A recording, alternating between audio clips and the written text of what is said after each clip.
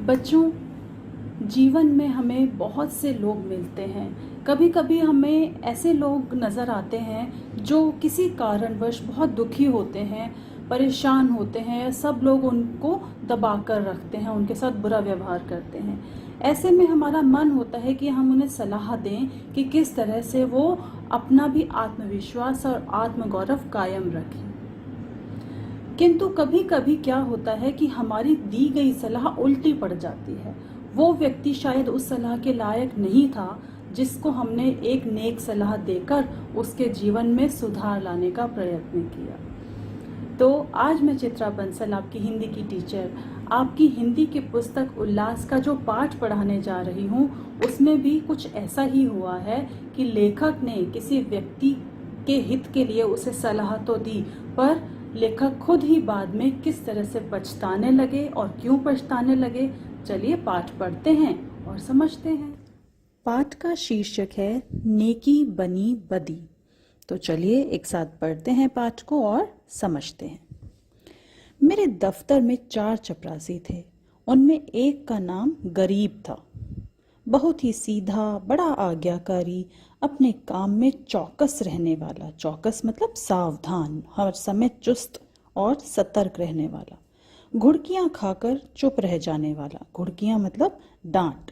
वो डांट भी खाता रहता था सबकी, और फिर भी काम करने के लिए हमेशा तैयार रहता और चुपचाप काम करता जाता। यथा नाम तथा गुण, गरीब मनुष्य था। यानी कि सिर्फ नाम से ही गरीब नहीं था, वो वास्तव में गरीब था। मुझे इस दफ्तर में आए 1 साल हो गया था, मगर मैंने उसे 1 दिन के लिए भी गैर हाजिर नहीं पाया था। मैं उसे 9 बजे दफ्तर में अपनी दरी पर बैठे हुए देखने का आदी हो गया था, मानो वह भी इस इमारत का कोई अंग है। इतना सरल कि किसी की बात टालना जानता ही न था। दफ्तर में किसी की मिट्टी इतनी खराब नहीं थी जितनी बेचारे गरीब की थी। मिट्टी खराब होना एक मुहावरा है जिसका अर्थ है हालत खराब होना, बुरी दशा होना।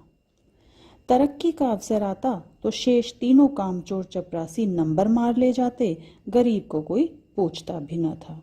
अर्थात लेखक जिस दफ्तर में काम करते थे वहाँ कुल 4 चपरासी थे, जिनमें से एक गरीब था, और बाकी तीनों चपरासी समय समय पर तरक्की पाते रहते थे। शायद वे अपनी बातों से, अपनी चुस्ती से अपने आप को अच्छा साबित कर देते होंगे, पर बेचारा गरीब काम तो बहुत करता था, पर तरक्की के समय में उनसे पीछे रह जाता था।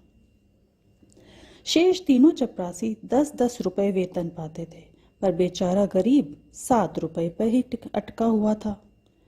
सुबह से शाम तक उसके पैर एक क्षण के लिए भी नहीं टिकते थे। यहाँ तक कि तीनों चपरासी भी उस पर क्रोध जताते। दफ्तर के सर्व कर्मचारी ही नहीं, बड़े बाबू तक उससे चिढ़ते थे। उस पर कितनी ही बार जुर्माना हो चुका था, और डांट फटकार का तो नित्य का व्यवहार था। तो बेचारा सीधा साधा था, सब उसे डांटते थे, बदले में वह कुछ नहीं कहता था, चुप रहता था। तो न केवल बड़े अफसर बल्कि उसके साथ के चपरासी भी उसे डांट देते थे, कभी कभी भी कुछ भी कह देते थे। इसका रहस्य मेरी समझ में कुछ नहीं आता था। मुझे उस पर बड़ी दया आती थी। मैं अपने बर्ताव से उसे यह दिखाना चाहता था कि मेरी नज़र में उसका आदर अन्य तीनों चपरासियों से कम नहीं है। यहाँ तक कि कई बार मैं उसके पीछे कर्मचारियों से लड़ भी चुका था। यानी लेखक को बुरा लगता था कि उसे बेवजह डांट पड़ती है, तो वो अन्य लोगों से उसकी तरफदारी करते हुए भी लड़ भी पड़ते थे कि उसे बेवजह क्यों डांटा जा रहा है, क्यों उसको अपमानित किया जा रहा है। एक दिन बड़े बाबू ने गरीब से अपनी मेज साफ करने को कहा। वह तुरंत साफ करने लगा। दैव योग से झाड़न का झटका लगा तो दवात उलट गई और रोशनाई मेज पर फैल गई। रोशनाई मतलब इंक, दवात जिसमें इंक स्याही रखी जाती है। तो जब गरीब अपने बाबू की मेज साफ कर रहा था तो उसके जो कपड़े से वो दवात गिर गई और सारी इंक, सारी रोशनाई मेज पर फैल गई। बड़े बाबू यह देखते ही जामे से बाहर हो गए। उसके दोनों कान पकड़कर ऐंठे और भारतवर्ष की सबसे प्रचलित भाषाओं से धुर्वचन चुन चुन कर उसे सुनाने लगे। मतलब उसे बहुत बुरा भला बोले। बेचारा गरीब आंखों में आंसू भरे चुपचाप मूर्तिवत सुनता रहा। मूर्तिवत मतलब जैसे मूर्ति होती है, शांत, इसी तरह वो शांत रहा और चुपचाप खड़ा होकर उनकी बातें, उनके दुर्वचन सुनता रहा, मानो उसने कोई हत्या कर डाली हो। मुझे बड़े बाबू का जरा सी बात पर इतना भयंकर रौद्र रूप धारण करना बुरा मालूम हुआ। यदि किसी दूसरे चपरासी ने उससे भी बड़ा अपराध किया होता तो भी उस पर इतना कठोर वज्र प्रहार न होता। मैंने अंग्रेजी में कहा, बाबू साहब आप अन्याय कर रहे हैं। उसने जानबूझकर तो रोशनी गिराई नहीं। इसका इतना कड़ा दंड देना अनौचित्य की पराकाष्ठा है। अनौचित्य मतलब जो उचित न हो, पराकाष्ठा मतलब बहुत अधिक, यानी जैसा बर्ताव आप उसके साथ कर रहे हैं उसकी एक छोटी सी भूल के लिए वह बिल्कुल भी सही नहीं है। बाबू साहब बोले, आप अभी इसे जानते नहीं, यह बड़ा पाजी है। इसके घर में 2 हलों की खेती है, हजारों का लेन देन करता है, कई भैंसें दूध देती हैं। इन बातों का इसे बड़ा घमंड है। घर की दशा ऐसी ही होती तो आपके यहाँ चपरासीगिरी क्यों करता? मैंने कहा। बड़े बाबू ने गंभीर स्वर में कहा, विश्वास मानिए, गांठ का धनी है और बला का मक्खी चूस है। यदि ऐसा ही है तो भी कोई अपराध नहीं है। एक दूसरे महाशय बोल उठे, भाई साहब, इसके घर मनो दूध होता है, मनो ज्वार चना मटर होती है, लेकिन यह कभी यह नहीं सोचता कि थोड़ा सा हम लोगों को भी दे दे। यहाँ इन चीज़ों के लिए तरस तरस कर रह जाते हैं, तो फिर क्यों ना जी जले। फिर यह सब कुछ इसी नौकरी की बदौलत हुआ है, नहीं तो पहले इसके घर में भुना चना तक न था। बड़े बाबू सकुचाकर बोले, यह कोई बात नहीं, उसकी चीज़ है, चाहे किसी को दे या ना दे। तो लोग तरह तरह की बातें बताने लगे गरीब के बारे में, जो लेखक को पहले नहीं पता थी। रहस्य खुल गया। बड़े बाबू ने सरल भाव से सारी अवस्था दर्शा दी। समृद्धि के शत्रु सब होते हैं, छोटे ही नहीं बड़े भी। हमारी ससुराल या ननिहाल दरिद्र हो तो हम उससे कोई आशा नहीं रखते, कदाचित हम उसे भूल जाते हैं, किंतु सामर्थ्यवान होकर हमें न पूछें, हमारे यहाँ तीज त्योहार पर उपहार न भेजें तो हमारे कलेजे पर सांप लौटने लगता है। तो शायद यही हो रहा था गरीब के साथ भी। यदि वह वास्तव में गरीब होता तो शायद लोगों को उससे कुछ अपेक्षाएं न होती, उस पर तरस आता। पर वास्तविकता यह थी कि वह गरीब था नहीं। उसके खूब खेत थे, वहाँ पर खूब अच्छी फसलें भी होती थी जिनके लिए शहर के लोग तरसते हैं, पर वो कभी भी किसी के लिए कुछ लाता नहीं था, किसी को कोई उपहार स्वरूप कुछ देता नहीं था। हम अपने किसी निर्धन मित्र के पास जाएं तो उसके एक बीड़ा पान पर संतुष्ट हो जाते हैं, पर ऐसा कौन मनुष्य है जो किसी धनी मित्र के घर से बिना जलपान किए हुए लौटने के बाद सदा के लिए उसका तिरस्कार न करने लगे।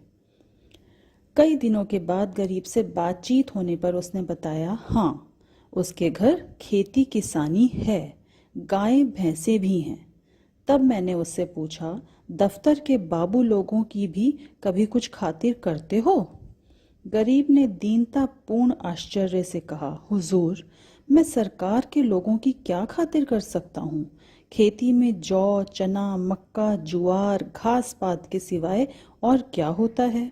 आप लोग राजा हैं, ये मोटी छोटी चीज़ें किस मुंह से आपको भेंट करूं? यानी गरीब को लगता था कि उसके खेत में जो अनाज पैदा होता है वो बाबू लोग बड़े साहब लोग कहाँ खाते होंगे, कहाँ पसंद करते होंगे, इसलिए उसने कभी साहस ही नहीं किया ये सब उन्हें भेंट करने का। मैंने उसे समझाया, भला एक दिन कुछ लाकर दो तो देखो लोग क्या कहते हैं। शहर में ये चीज़ें कहाँ मयस्सर होती हैं। इन लोगों का जी भी तो कभी कभी मोटी झोटी चीज़ों पर चला करता है। तो लेखक ने उसे ये बात बताई, ये एहसास कराया कि शहर के लोगों को ऐसी चीज़ें नसीब नहीं होती हैं, मिलती नहीं हैं। तो कभी तुम लाकर उन्हें दो और फिर देखो लोगों की कैसी प्रतिक्रिया होती है। दूसरे दिन गरीब आया तो उसके साथ 3 हृष्ट पुष्ट युवक भी थे। 2 के सिरों पर 2 टोकरियां थीं, उनमें मटर की फलियां भरी हुई थी। एक के सिर पर मटका था जिसमें ऊख का रस था, मतलब गन्ने का रस था। तीनों युवक ऊख का एक एक गट्ठा कांख में दबाए हुए थे, मतलब बगल में दबाए हुए थे गन्ने, और गन्नों का रस भी था और साथ में मटर की फलियां भरी हुई थी टोकरियों में। दफ्तर के चपरासियों और अन्य कर्मचारियों ने गरीब को घेर लिया। कोई ऊख लेकर चूसने लगा, कई आदमी टोकरों पर टूट पड़े। इतने में बड़े बाबू भी आ पहुंचे। मैंने बताया, गरीब अपने घर से यह सौगात लाया है, यानी उपहार लाया है। कुछ आप ले लीजिए, कुछ हम लोगों में बांट दीजिए। बड़े बाबू कृत्रिम क्रोध धारण करते हुए बोले। कृत्रिम मतलब बनावटी, यानी अंदर अंदर से तो शायद उन्हें भी अच्छा लग रहा था, पर बाहर से उन्होंने गुस्सा दिखाते हुए कहा, क्यों गरीब, तुम ये चीज़ें यहाँ क्यों लाए हो? अभी लौटा ले जाओ, नहीं तो मैं अभी साहब से कह दूंगा। क्या हम लोगों को मरभुक समझ लिया है? यानी कि क्या हमें इन सब चीज़ों का लालच है? हम भूखे हैं? गरीब थर थर कांपने लगा। मैंने अपनी ओर से क्षमा प्रार्थना की। बहुत कहने सुनने पर बाबू साहब रजामंद हुए, मतलब राजी हुए ये चीज़ें लेने के लिए। तब चीज़ों में से आधी अपने घर भिजवाई, आधी में अन्य लोगों के हिस्से लगाए। इस प्रकार यह अभिनय समाप्त हुआ। अभिनय मतलब नाटक। कहने का मतलब यह है कि वास्तव में तो वो बाबू भी प्रसन्न हो रहे थे, मन ही मन खुश हो रहे थे ये चीज़ें देखकर, पर बाहर बाहर से गुस्सा दिखा रहे थे। तो अंत में उन्होंने उसका बंटवारा किया। अब दफ्तर में गरीब का मान होने लगा।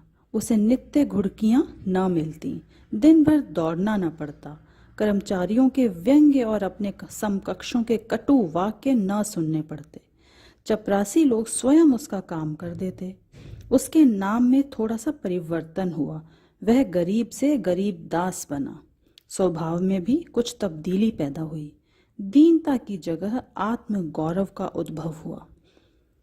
तत्परता की जगह आलस्य ने ले ली, यानी जहां वो पहले हमेशा हर काम को करने के लिए तत्पर रहता था, तैयार रहता था, अब धीरे धीरे आलस ने उसे घेर लिया। वह अब कभी कभी देर से दफ्तर आता, कभी कभी बीमारी का बहाना करके घर बैठा रहता। उसके सभी अपराध अब क्षम्य थे, यानी उसे अब बड़े अपराधों पर भी क्षमा कर दिया जाता था। उसे अपनी प्रतिष्ठा का गुर हाथ लग गया था। अब 10वें 5वें दिन दूध दही आदि लाकर बड़े बाबू को भेंट किया करता। वह देवता को संतुष्ट करना सीख गया। सरलता के बदले अब उसमें काइयापन आ गया, यानी पहले जो बिल्कुल सरल स्वभाव का था, सीधा था, अब वह समझ गया था कि वास्तव में आगे बढ़ने के लिए, ऊंचा उठने के लिए या तरक्की पाने के लिए केवल मेहनत से काम नहीं चलेगा। उसे ये सब करना पड़ेगा, लोगों को खुश करना पड़ेगा, तभी वह उस अपमान से बच पाएगा। तो ये नया तरीका उसने सीख लिया था और जिसकी वजह से उसके स्वभाव में परिवर्तन आने लगा था। एक रोज बड़े बाबू ने उसे सरकारी फॉर्मों का पार्सल छुड़ाने के लिए स्टेशन भेजा। कई बड़े बड़े पुलिंदे थे जो दफ्तर तक ठेले पर लाए गए। गरीब ने ठेले वालों से 12 आना मजदूरी तय की थी। जब कागज दफ्तर में पहुंच गए तो उसने बाबू से 12 आने पैसे ठेले वालों को देने के लिए वसूल किए। दफ्तर से कुछ दूर जाकर उसकी नीयत बदली। वह मजदूरों से अपनी दस्तूरी मांगने लगा। ठेले वाले राजी न हुए। इस पर गरीब ने बिगड़कर सब पैसे जेब में रख लिए और धमका कर बोला, अब एक फूटी कौड़ी न दूंगा, जाओ जहां चाहो फरियाद करो, देखें हमारा क्या बिगाड़ लेते हो। यानी अब वो चाहता था कि कुछ पैसे इस काम में बच जाएं जो कि उसकी जेब में चले जाएं। ठेले वालों ने जब देखा कि भेंट न देने से जमा ही गायब हुई जा रही है तो रो धोकर 4 आने पैसे देने को राजी हुए। गरीब ने अठन्नी उनके हवाले की और 12 आने की रसीद लिखकर उनके अंगूठों के निशान लगवाकर रसीद दफ्तर में दाखिल कर दी। यानी रसीद उसने 12 पैसे की करवाई और उन्हें केवल 8 पैसे दिए। वह नज़ारा देखकर मैं दंग रह गया। यानी लेखक हैरान रह गए कि ये वही गरीब है जो पहले कितना सीधा और सरल स्वभाव का होता था। यह वही गरीब है जो कई महीने पहले सत्यता और दीनता की मूर्ति था, जिसे कभी अन्य चपरासियों से भी अपने हिस्से की रकम मांगने का साहस न होता था, दूसरों को खिलाना भी न जानता था। ऐसे में खाने का जिक्र ही क्या, यानी जिसके मन में कभी चालाकी और बेईमानी की बात तो आती ही नहीं थी। मुझे यह स्वभावांतर देखकर अत्यंत खेद हुआ। यानी उसके स्वभाव में जो यह अंतर आ गया था, परिवर्तन आ गया था, यह देखकर लेखक बहुत दुखी हुए। इसका उत्तरदायित्व किसके सिर था, यानी कि इसके लिए कौन जिम्मेदार था? मेरे सिर। मैंने उसे धूर्तता का पहला पाठ पढ़ाया था। मेरे चित्त में प्रश्न उठा, इस काइयापन से जो दूसरों का गला दबाता है, वह भोलापन क्या बुरा था जो दूसरों का अन्याय सह लेता था? यानी गरीब के स्वभाव में जो परिवर्तन आया था, लेखक उसके लिए खुद को जिम्मेदार ठहरा रहे थे। उन्हें लगा, उनके मन में ये प्रश्न आया कि इस चालाकी का पहला पाठ तो शायद उन्होंने ही उसे पढ़ाया था, तो जो ये चालाकी भरा, धूर्तता भरा व्यवहार उसका हो गया है, यह सही है या पहले वाला जो भोलापन था वह सही था? वह अशुभ मुहूर्त ही था जब उसे मैंने प्रतिष्ठा का मार्ग दिखाया, क्योंकि वास्तव में वह उसके पतन का भयंकर मार्ग था।